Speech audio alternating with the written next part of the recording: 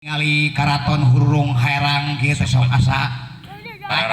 Wararaas yang asa wararaas nih situ memplang jeung omak kaletik kumpayan langit podas ngalangkangan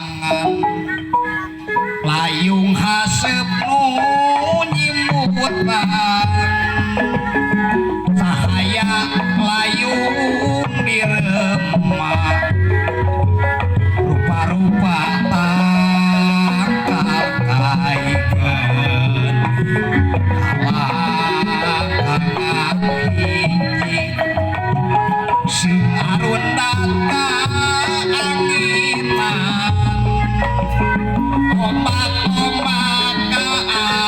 anginan keplak siga lompatan geuning kalangan hiji geuning situ makan alah paroho deui lakuan bijan bisa bade nyangakeun semah pangabaktos diuk mang wah ceuk aing ngopi geus apal beda pasti irungna panjang